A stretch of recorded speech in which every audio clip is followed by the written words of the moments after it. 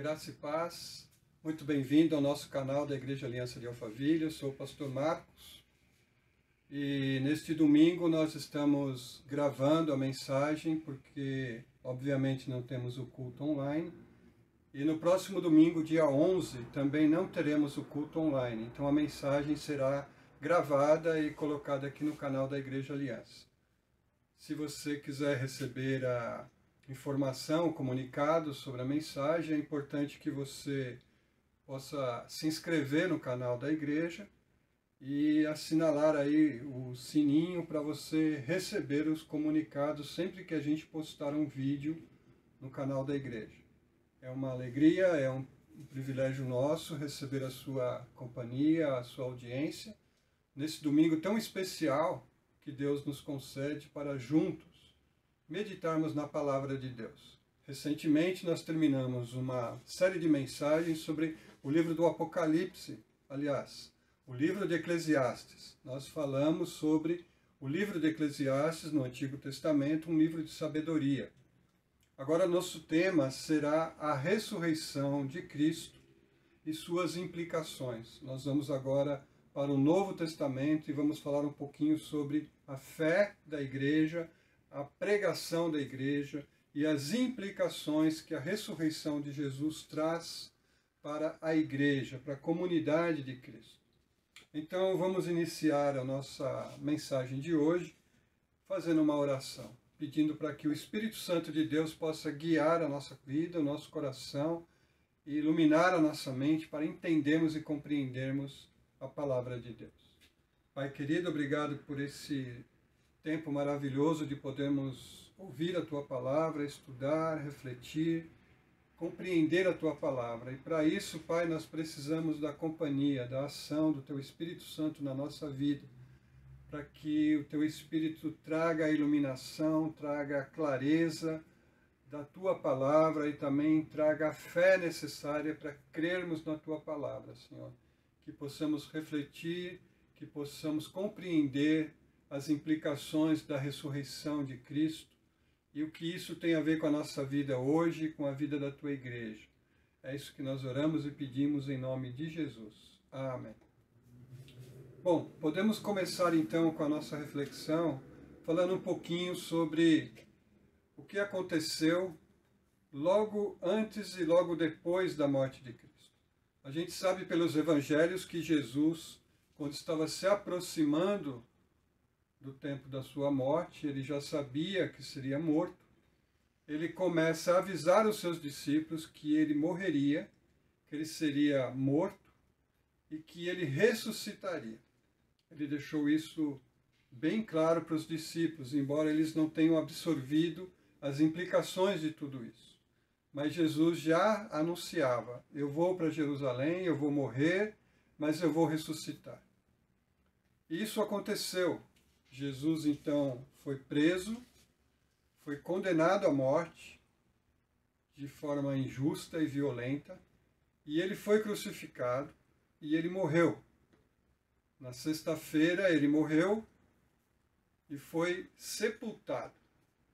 Os discípulos ficaram abalados, abatidos, tristes, desiludidos, frustrados, porque o Mestre, aquele que ensinava, aquele que curava, aquele que agia com poder, e eles entendiam que era o poder de Deus na vida de Jesus, ele havia morrido e estava sepultado. Mas o extraordinário aconteceu no domingo pela manhã. Jesus aparece, Jesus está vivo, Jesus está ressuscitado e o túmulo está vazio. Daí em diante, Jesus aparece várias vezes aos seus discípulos. Em várias ocasiões, em vários contextos diferentes, Jesus aparece vivo, dando instruções aos seus discípulos, conversando com os seus discípulos, respondendo perguntas e questões que os seus discípulos faziam e colocavam para ele. E ele, durante 40 dias, aliás, durante 50 dias, porque foi da Páscoa até o Pentecostes, 50 dias, Jesus esteve com vários dos seus discípulos. E aí Jesus foi elevado aos céus, mas prometeu aos discípulos que enviaria o Consolador, o Espírito Santo, e ele estaria com os discípulos. Então nós chegamos aqui no contexto de Atos, os 2 primeiros capítulos, em que os discípulos estão seguindo a ordem de Jesus, em Jerusalém, reunidos, orando e aguardando a vinda do Espírito Santo. E isso acontece no capítulo 2. O Espírito Santo desce sobre eles como um vento, fogo, pomba, são esses o que a narrativa diz, e eles são cheios do Espírito Santo. Mas essa vinda do Espírito Santo acabou produzindo sons, né? Acabou chamando a atenção das pessoas que estavam ali, e logo se formou uma multidão para querer saber o que estava acontecendo. E o que foi dito é que esses homens e mulheres, eles estavam bêbados, eles estavam alcoolizados, eles tinham tomado vinho e eles estavam fora de si. Pedro toma a palavra e diz, olha, não é isso que está acontecendo, agora é de manhã, são 9 horas da manhã, ninguém aqui bebeu. O que aconteceu é o que foi dito pelo profeta Joel, que nos últimos dias Deus derramaria do seu Espírito Santo. E isso que vocês estão vendo é o cumprimento da profecia. E Pedro então começa a falar e a pregar àquela multidão sobre Jesus. E é interessante que Jesus, que já tinha aparecido para eles, Jesus que já tinha estado com eles, então é interessante você observar que a ressurreição de Jesus não foi a ressurreição na mente dos discípulos. Eles não tiveram assim um sentimento de que Jesus está vivo. Não, a ressurreição aconteceu no tempo e no espaço. E eles estavam falando sobre isso. E não foi uma ressurreição como as outras. Esses discípulos de Jesus, eles tinham visto pessoas serem ressuscitadas por Jesus. Jesus ressuscitou uma menina, a filha de Jairo. Jesus ressuscitou o filho da viúva de Naim, quando ele estava sendo levado para o sepulcro. E Jesus ressuscitou Lázaro depois de 4 dias sepultado. Mas todas essas pessoas morreram de novo. Mas a ressurreição de Jesus tem algo extraordinário, diferente de todas as ressurreições. Porque Jesus saiu do túmulo com um corpo glorificado, com um corpo ressurreto, imortal, incorruptível. E isso faz da ressurreição de Jesus algo único na história. Por isso, a ressurreição de Jesus foi um marco decisivo na vida desses discípulos de Jesus. Eles estavam acostumados com um movimento messiânico ali no tempo de Jesus, no tempo do Novo Testamento. Eles já estavam acostumados com vários homens que se diziam o Messias enviado de Deus, que acabavam criando uma situação de seguidores contra o Império Romano. Eles se colocavam como Messias libertadores de Israel e atraíam algumas pessoas, até eles serem presos e violentamente mortos, brutalmente mortos. E os discípulos sabiam disso. Muitos haviam sido até famosos na época, mas morreram, ficaram no sepulcro. Com Jesus é diferente, Jesus agora está vivo. E eles não esperavam por isso. Eles estavam tristes e frustrados, mas Jesus aparece para eles, dizendo, paz seja convosco.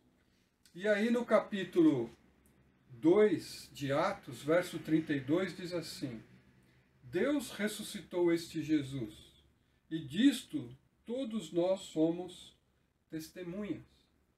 Então, o que Pedro está dizendo para a multidão é que Deus ressuscitou Cristo, e eles eram testemunha dessa ressurreição. Eles tinham visto Jesus, conversado com Jesus, estado com Jesus depois da ressurreição. E não uma vez nem duas, mas muito mais. E não só os discípulos, muitas outras pessoas que seguiam Jesus também viram Jesus. Então, esse é um fato que na mente dos discípulos não está completamente resolvido. Nada vai retirar da mente e do coração deles a certeza do Cristo vivo.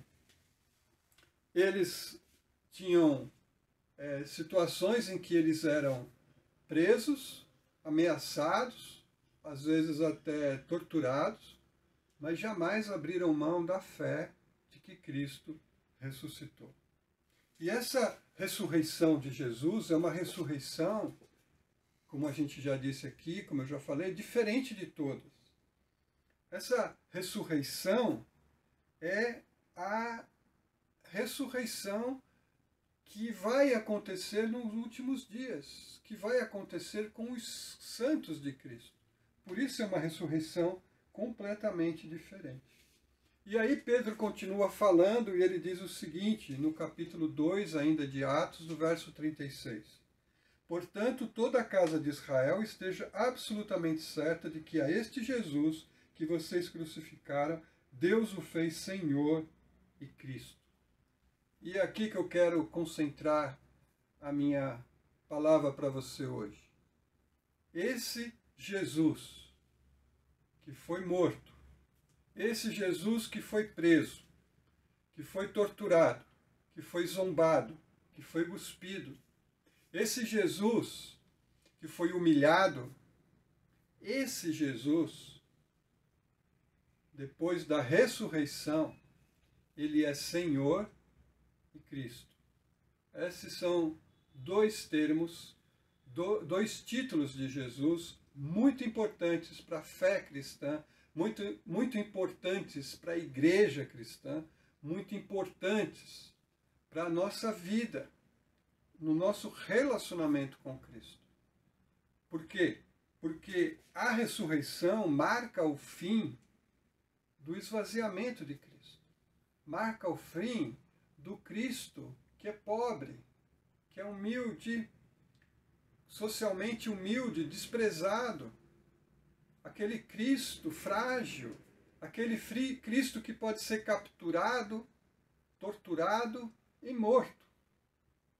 Então a ressurreição agora é o Cristo Senhor de tudo, é o Rei dos Reis, é o Messias libertador. A obra do Messias foi feita, ele veio para libertar da escravidão do pecado, ele veio para libertar do jugo, do mal, do pecado, da distorção da vida, da falta de significado para a vida. Ele veio nos libertar. Assim como Moisés foi enviado por Deus lá no Egito e Deus libertou Israel usando a vida de Moisés, agora Cristo realiza a obra do Messias, que é libertar o seu povo de toda e qualquer escravidão. E essa fase da ressurreição é a fase do poder de Cristo. É a fase da autoridade, da realeza de Cristo. Por isso, Pedro vai dizer, esse Cristo, esse Jesus, Deus o tornou Senhor e Cristo. Então a ressurreição é a coroação de Cristo. A ressurreição é quando o Filho de Deus, que se esvazia da sua divindade, que se esvazia da sua majestade, do seu esplendor, da sua glória, na ressurreição, ele agora se coloca novamente como o Senhor coroado, poderoso, Senhor de tudo, Rei dos reis, Senhor dos senhores. Então, a ressurreição de Cristo concentra toda a realização da nossa salvação, na nossa libertação. No Império Romano, havia uma adoração a César, ao imperador.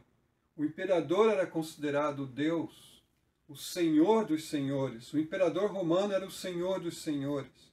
O imperador romano era o libertador, aquele que conquistou os povos e os libertou. O imperador era aquele que trazia a notícia de salvação, de libertação. Mas agora Pedro está dizendo que existe um Senhor dos senhores. Existe um Rei dos Reis, que por meio da ressurreição é Cristo Jesus. Portanto, é interessante, é importante, é fundamental que você entenda essa doutrina. Cristo ressuscitou. Deus ressuscitou Cristo. E Deus o colocou, o fez Senhor e Cristo de tudo. Então, quais são as implicações para mim e para a sua vida? Quais são as implicações para a vida da igreja sobre a ressurreição de Cristo e saber que Ele é Senhor e Cristo? Primeiro, é preciso compreender e crer e assumir pessoalmente uma posição diante de Cristo. Cristo sempre chama para uma decisão. A mensagem de Cristo exige de nós uma decisão. Nós vamos crer ou não vamos crer nele? Nós vamos segui-lo ou não vamos segui-lo? Nós vamos aceitá-lo como Senhor e libertador? Ou ele é mais um líder, mais um mestre, mais uma pessoa bem intencionada, iluminada, ou coisa do tipo? Não é essa a visão que a igreja tem de Cristo. Cristo é o Messias que os profetas do Antigo Testamento anunciaram. Cristo é o libertador que o Antigo Testamento anuncia. Haverá um dia em que o Messias, o libertador, virá para libertar o povo de Deus, para trazer vida, para trazer salvação, para trazer restauração, para trazer esperança, para trazer vida e vida em abundância. Esse é o Cristo ressurreto, o Salvador que foi enviado por Deus. Então, o que nós podemos concluir desse texto? Primeiro, que Jesus é adorado como único Senhor e único Salvador. Essa é a fé da igreja. Jesus, por ser ressurreto, por estar vivo e por estar assentado à direita de Deus e por estar aguardando o tempo para retornar, esse Jesus é o Rei dos Reis. Esse Jesus é o Senhor dos Senhores.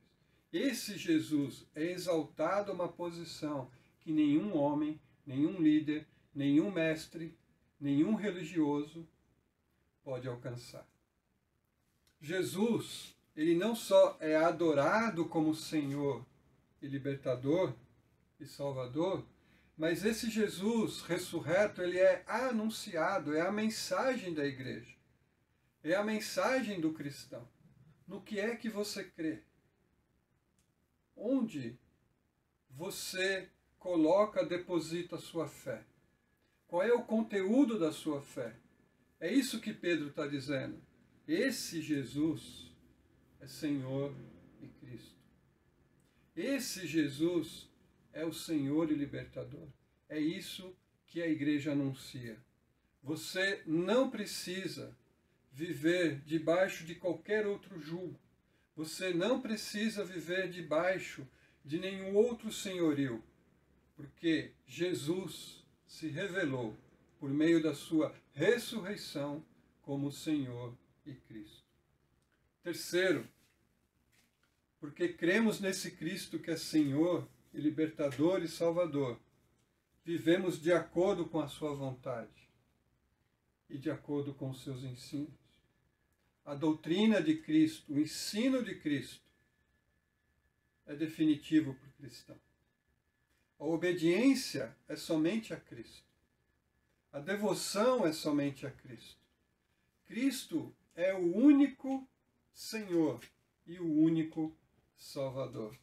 Essas são as implicações da fé cristã. Portanto, não basta ter fé. É preciso que a fé seja dirigida única e exclusivamente para Jesus o Senhor. Algumas pessoas dizem, mas eu tenho fé.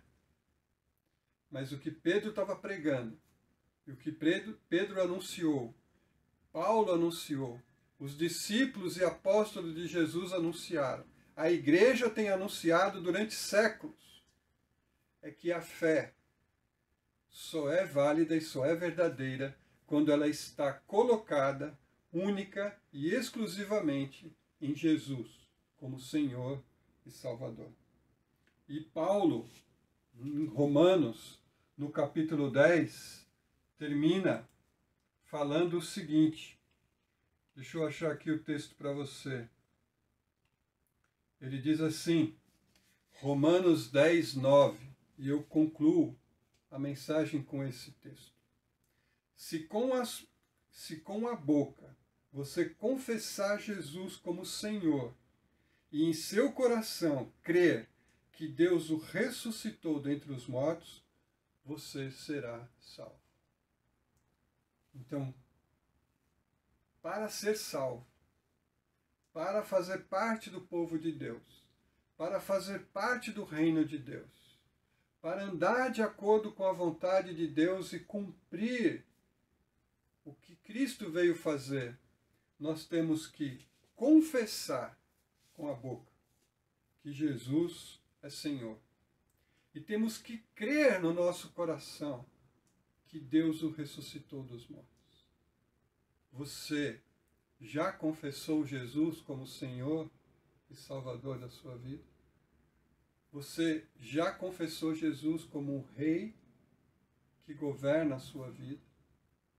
Só a Ele você dá adoração, só a Ele você tem a sua devoção, e só a Ele você segue os seus ensinos e também na sua maneira de viver. O seu coração, internamente, no profundo do seu ser, você crê na ressurreição de Jesus? Você crê que Ele está vivo? Você crê que o túmulo está vazio? Você crê que Jesus foi retirado do túmulo pelo poder da ressurreição e está vivo? Você crê nisso? Você confessa isso publicamente? Você é capaz de pregar para as pessoas, de ensinar as pessoas, de anunciar para as pessoas, para os seus amigos, para os seus parentes, para os seus vizinhos, se posicionar dizendo: eu confesso com a minha boca que Jesus é Senhor. E no meu coração, no profundo da minha vida, eu creio, e ninguém tira essa fé de mim, que Jesus ressuscitou. E se você fizer isso, Paulo diz, você será salvo.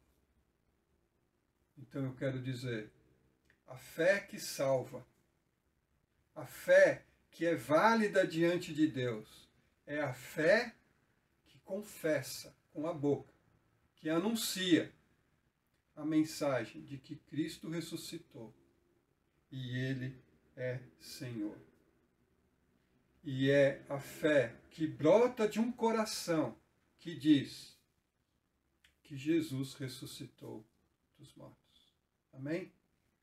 Essas são as duas implicações da ressurreição de Cristo. Ele está vivo, Ele é Senhor e Ele é Salvador. Ele é o libertador enviado por Deus.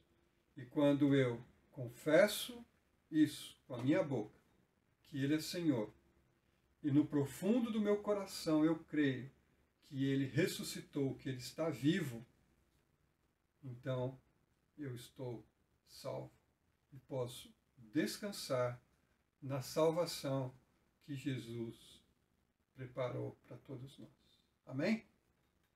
É isso. Espero que você possa ser encorajado pela sua fé, a permanecer nas suas convicções inabaláveis.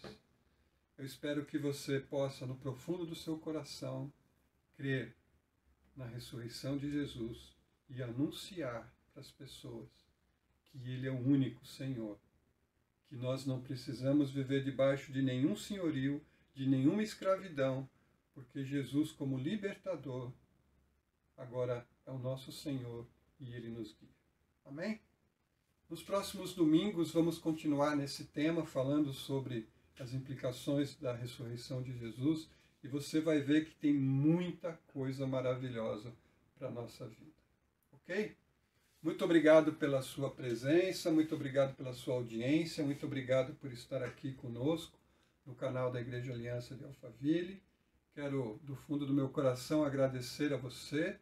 Espero que você possa ter sido abençoado com essa palavra, e se ela foi importante para a sua vida, você pode compartilhar. Eu queria também que você pudesse deixar aqui embaixo, né, o seu comentário sobre essa mensagem. O que essa mensagem tocou o seu coração, o que foi importante para você. E se você tiver alguma dúvida, se você quiser algum esclarecimento mais, você pode mandar um e-mail para nós. Né? Você pode escrever para nós. Eu vou deixar aqui embaixo o site da igreja, o e-mail da igreja. Fique à vontade de nos contatar para que você possa ser mais e mais abençoado pela palavra de Cristo. Amém? Vamos orar e agradecer a Deus por esse domingo maravilhoso. Pai querido, obrigado pela Tua palavra.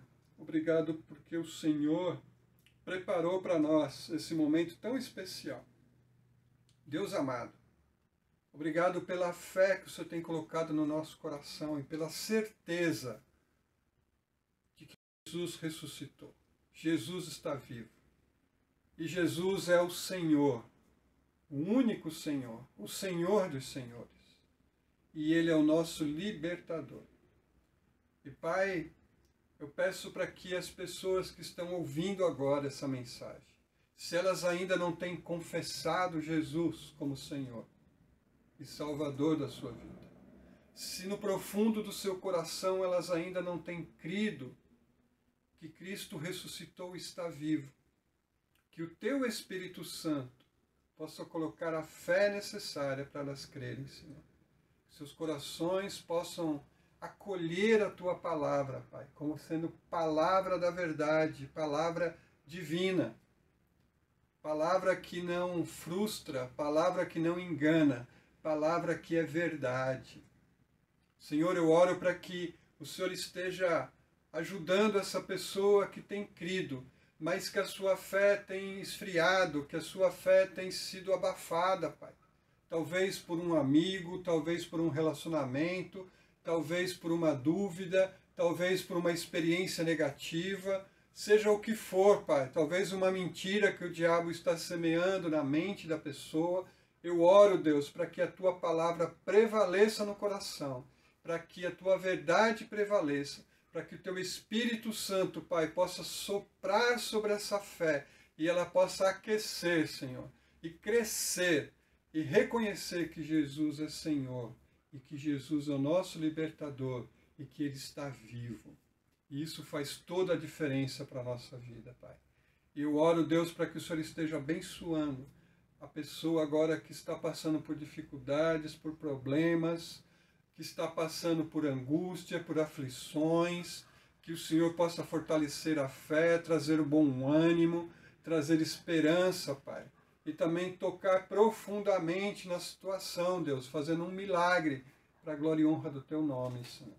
Eu oro e peço, Deus, para que o Senhor esteja nos guardando durante essa semana, nos abençoando e nos ajudando a viver confiando no Senhor e na Tua palavra, Pai. Obrigado por esse tempo.